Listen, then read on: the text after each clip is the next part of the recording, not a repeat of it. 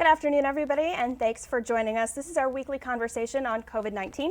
My name is Kayla Thomas, and today I am joined by Dr. Brian Boer. Thank you for being here, Dr. Boer. Thank you. It's good to be here. Dr. Boer is one of our critical care specialists as well as a lung disease specialist. They would say pulmonary care. Pulmonary and critical care medicine, that's right. Excellent. So we're going to talk specifically today about the care and treatment of COVID-19 patients. This is definitely one of the doctors who's seen us on the front lines in our COVID units every day. But before we get into the conversation, just a quick reminder, this is a live chat. It's for informational purposes only. So if you have any questions about your medical condition or your health, you want to direct those towards your primary care provider. So I think a lot of people have probably heard, they've been watching the numbers carefully here in Nebraska and here in Omaha. And they might have heard that earlier this week we hit the biggest number of COVID patients that we've had here at Nebraska Medicine. Is this something people should be worried about right now? Yeah, that's a good question. So I think it's something that we as healthcare providers are definitely really in tune with and we're worried about, because at this point, although we're doing, I think, a great job of accommodating the increased needs in the hospital, there's constantly a threat that if things were to escalate quickly, that we could quickly outstrip our resources to provide our usual high quality standards of care, which we're currently continuing to do. I think in general, it's just a good reminder for everybody that I understand everybody wants to get out there and do the things that they normally do, and I'm one of those people as well, but we cannot let our guard down just in terms of just doing the usual things like safe distancing from people, hand hygiene, masking in public.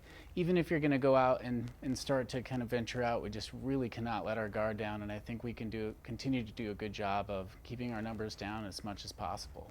I think people were probably curious to know, as someone who's working with these patients every day, how are our resources now here at the hospital? Yeah, so we've done a good job, I think, on multiple fronts of ramping up our ability to take care of an increased volume of patients. So right now, we're getting by and we're doing a good job of it, and it's because we've had a ton of support, both in the community and then from all of our leadership at Nebraska Medicine, and everybody's pulled together very well to do that. So again, at current state, we're doing a good job of continuing to provide the high quality care that we're very proud of doing. Here at Nebraska Medical Center, we've been caring for COVID patients for a lot longer than many hospitals in the country, just because of our early involvement with the Diamond Princess. So we've seen a lot evolve, I think, since that care started. What do we know about symptoms? What kind of symptoms are we seeing in the patients who are serious enough to be hospitalized? Good question. So I think the people that I'll start with talking about the people who aren't hospitalized. It's usual what we'd call flu-like symptoms, because that's what we're used to talking about. So fever, muscle aches, chills, cough, things of that nature. And for the people that are getting sick enough to require hospitalization, it's the people who essentially are developing respiratory failure, so the shortness of breath. And again, it's only a subset of people who get this virus who get sick enough to really have that level of respiratory failure to require hospitalization. And that's usually happening much later into the disease course. So we're typically seeing people on average developing symptoms about 5 days after their initial infection or exposure. And when I say developing symptoms, I'm talking about the fever, the cough, the muscle aches. And a lot of people will just limit their disease to that process and get better over the course of a few days. Now, a small number of people will develop the respiratory failure that's severe enough to require hospitalization. And those people, it's highly variable, but it's roughly 5 to 10 days after their initial symptoms. So it's progressing over a very slow course. And it's really probably 10 to 14 days from when you first develop your first symptoms, where we're really seeing kind of the peak of the breathing trouble in those sick enough to get into the hospital. And I think that's one of the concerns about seeing an increased number of patients, is these aren't patients who are here for 2 days and then they're gone. We're seeing patients for long periods of time in many cases. Treatment, what can you do for someone who is exhibiting these symptoms? Great question. So again, you touched on a couple things. So one of the reasons that we're watching the community spread very closely and very concerned about increasing numbers is because of the fact it doesn't turn around quickly in a matter of a couple days. So if we see a big bump in the number of people coming in from the community that are sick, these are the type of patients that are essentially stuck with us for 2+ weeks in many cases. And by the time that happens, and if that wave keeps coming in, then we can really become overwhelmed quickly if we're not kind of prepared ahead of time for that. So I think the second part of your real question was how long is this taking to get better? And again, the people that are not hospitalized, it's often just a few days of illness and you're getting better. But the ones who are sick enough to require our care in the ICU, for example, it's typically 2+ weeks in terms of the hospitalization. So it's a long time and it's a hard course. A few weeks ago, I had no idea how to pronounce remdesivir, and probably most of America is with me on that. Yeah. They probably know we were involved in the clinical trial and that there's been some promising results. Is that something now that a lot of patients are being treated with? Yeah, so at Nebraska Medicine, we were actually part of many centers that were part of the trial that was actually published in the New England Journal of Medicine just about a week ago, with a little over 1,000 patients so far in that trial. And what they showed is that people treated with remdesivir that were sick enough to be in the hospital had a quicker time to resolution of their symptoms. So it's by no means a magic medicine, but it does seem to help in terms of the duration of illness. On average, people got better maybe 4 days faster than people who did not get remdesivir, the people who got the placebo drug. And so while it may not sound that exciting because there wasn't this clear-cut benefit in mortality, 4 less days in the hospital or 4 days closer to home not only is good for the patients, but it really helps us in terms of utilization of healthcare resources, which are at a critical supply right now. So if those numbers pan out and there is that kind of a little bit of an edge of benefit, then we're going to take it. And so yes, we are treating patients at Nebraska Medicine with remdesivir right now under 2 kind of indications in a sense. One is we're using it through the FDA's emergency use authorization, so enrolling people with limited supply of that drug. We're giving it to those that are critically ill. And then we're also part of a secondary trial where we're looking at remdesivir plus an anti-inflammatory drug. So if at all possible, we're getting all of our respiratory failure patients on some type of remdesivir, because at least the preliminary information shows that there wasn't an increase in harm, and that's very important too, as we're trying different things to get any sort of benefit we can for these patients. Other things people weren't talking about a few months ago, ventilators. If you've never been on a ventilator, if you've never had a loved one that has been on one, you probably don't know that much about their use or why they're so critical for COVID-19 patients. Can you shed a little light on that? Yeah, and so ventilator usage in the ICU and for respiratory failure, COVID-19 is no exception.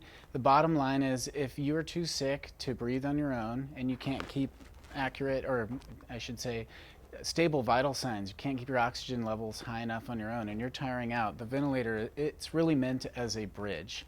So it doesn't fix the lungs, it's buying us some time for your body to get through this process. So we know if you're very ill, this could take 2 to 3 weeks if you're going to get better, and in many cases, if you're sick enough to land in the ICU, you may end up on a ventilator. We've found here at Nebraska Medicine, similarly to other large centers, if you have acute respiratory failure, you can't breathe well enough on your own, and you need that ICU level of care, over half of our patients, I would say, are winding up on mechanical ventilators. And of those that do, the typical course, again, it's long. It can be a couple weeks, and it's one of those, like, we need the ventilator to get you through that course. When you've been on a ventilator and you get off it, there can be some lasting effects. Tell me a little bit more about that. Yeah, so again, a ventilator is an unnatural way to breathe, because now instead of you doing the work on your own, a machine is literally pumping air into your lungs. And when your lungs are very stiff from acute respiratory distress syndrome, or ARDS, which is caused by COVID-19 and other sorts of inflammatory triggers, the ventilator can actually do damage to your lungs over time, just by virtue of the fact that's the only way we can get the air into your body and to get the oxygen in and the carbon dioxide out. The more diseased your lung is and the stiffer they are from ARDS, then the more pressure we need to use with the ventilator, essentially, to get your numbers to stay well. And as a result, we know over time people can develop scarring and fibrosis of their lungs, or even worse, they can develop what's called a pneumothorax in the short term, where your lung collapses and more acute injury to the lung. Of those who survive the ventilator process and survive this disease course, lots of people will do just fine on the tail end of it and their lungs will recover, but we know some people will end up with long-standing deficits to their lungs as a result of just the ventilator use and the disease course, and some will not survive. Some of the cases that we've heard about since early on, some of the people most affected by COVID-19, we've heard the elderly, obviously 65 and up, people with those pre-existing conditions. Is that what we're seeing in the patients that are being hospitalized here? Are they mostly in those groups? Yeah, so I would say our experience at Nebraska Medicine is no different than what's been reported elsewhere, and that's exactly correct. So it's not a slam dunk. It's not automatic that you're going to do poorly if you're older age or have these comorbidities, and it's also not a slam dunk. You're not going to be just perfectly protected if you don't have those things. So what I'm saying is, the likelihood is if you have a lot of comorbidities and more birthdays under your belt, there's more of a chance that you'll do poorly. It doesn't mean you'll do poorly, but of those that we've seen and admitted to the ICU and ended up on ventilators, the vast majority of people are a little bit more advanced age and have at least one underlying comorbidity or health problem that's sort of predisposed them to that. We have had a handful of otherwise relatively young people, though, that have no comorbidities that have ended up on ventilators as well. There's no rules, basically. There's no rules. It's just the more checks you have in the column, such as age, and the more comorbidities you have, the higher the likelihood is that you'll do poorly. But it's not a guarantee. I like more birthdays under their belt. I'm going to use that from now on. It's a nice way of saying I got a year older. I just got Yeah. another birthday under Just my another belt. birthday. I think Life it works. experience. Yeah. Obviously, the care team in the COVID unit is being rigorous with their PPE. It's something you guys have been doing since day one, that you're working in day in and day out. What's it like to work under those kind of conditions every day, and how's your team doing with it? Yeah. So it's definitely one of the big challenges. Yeah. So I appreciate you asking about that. And I think everybody's got a little bit different challenge. So I'm lucky in the sense, as a physician, I do spend extended periods of time when people aren't doing well or when I'm first evaluating a patient, but I have the opportunity to do things like this and come talk to you and get a break from my mask in many cases. And some of the people at the bedside, like the RTs and the care techs, the nurses, environmental services workers, the people who are really in the unit all day, it's a strain on them. I think they're rallying and doing really well and stepping up to the task, but it's hard. It's the little things you don't think about, like wanting to touch your face, or just the simple pleasures of life, or the necessities, I should say, of getting a drink, going to the bathroom, those things. It's just everything's a little bit more of a thought process to, like, how do I safely get in and out of my mask and make sure that I'm not putting myself at risk or my patients or my coworkers at risk. And so it's been sort of an interesting evolution, and people have done a really great job. And I'm proud to tell everybody that we have had essentially no confirmed cases up in our COVID units of healthcare workers acquiring infections on the job. And we've been doing this since, late February, early March, and that's really a testament to the teamwork up there, the training, the access to the personal protective equipment, and all of the above. And so I'm really proud of everybody for that. And I'm really glad that you mentioned the EVS workers, our environmental service workers. Things like that team, people that are in food services, these are people who are working under these conditions too, that might not be as used to it as our doctors are, and they're all rock stars and doing a fantastic job. And we couldn't treat the patients without everyone in every single one of those positions. Two things I want to point out quickly. One, we did wear our masks into the studio. They're sitting safely and sanitarily very close by. That's why we're sitting 6 feet apart. We want you to be able to understand what we're saying today. That's the only reason why we have our masks off. We do have a universal masking policy in place here at Nebraska Medical Center. So this is a very rare exception. So we're also giving Dr. Boer that much needed break. On the subject of masks, I was talking to one of our colleagues in infectious diseases today, and she used this term quarantine fatigue. And those of us on the outside who are just wearing our fabric masks in just stores, we're experiencing it. And masks have seemed to be a very touchy subject. And there's some talk out there about people, well, maybe you'll reinfect yourself if you wear a mask, or what if I'm breathing the germs in and making myself sicker? You're someone who's been wearing masks for years. I'm guessing that's never been the case where you've made yourself sicker by wearing a mask. Can you just kind of touch on some of those myths that are going around right now? Yeah, I think people are making it a little more complicated than it needs to be, and it's become a very hot topic. But my perspective on masking is, I think, number one, you're not going to reinfect yourself or be more likely to have an infection from wearing a mask. That's for sure. And then at the end of the day, you can argue all you want about, like, well, could stuff still be coming in from the side of the mask? How much is it really preventing or not? But what we know is if everybody's wearing masks, the likelihood of transmitting those germs is so much lower. And we don't know exactly which things matter the most, but one is catching particles coming from your mouth into the mask, maybe a little less likely of you breathing in particles, but then importantly too, it's just helping you not touch your face all the time. We don't think about how much we actually touch our face. You see me bringing my hand up here, but even that gives me it's like I'm just so used to it now. We don't touch our face, and that used to be so commonplace before, just touching your nose and your mouth, and you're not thinking about that, and the mask helps you not do that, especially when you're out in public. So you don't think about how many surfaces you touch that everybody else before you has touched that same surface. And the next thing you know, you're itching your nose or rubbing your eye and doing these things that you wouldn't do because now the mask is kind of there, kind of reminding you, oh yeah, I shouldn't touch my mouth and my nose. So we know it helps on multiple levels, and it's a good thing to do in these times. I mean, we're living in an interesting time. No handshakes, no hugs. I mean, it's just one more thing to add to the list to really honestly help us get back to some normalcy in life, going out in public and doing the things we want to do so badly from that quarantine fatigue. That the only way we can safely start to do some of those things, I think, is to continue to do our best to do hand hygiene and masking when possible, and maintaining those safe distances even if we're starting to go about our daily lives. And that's one of the reasons why we've been hearing those three things consistently since the very beginning. The hand hygiene, the social distancing, the masking where possible, is because those are the things that really do work. And as far as another easy answer that's out there, it'd be great if we could find one.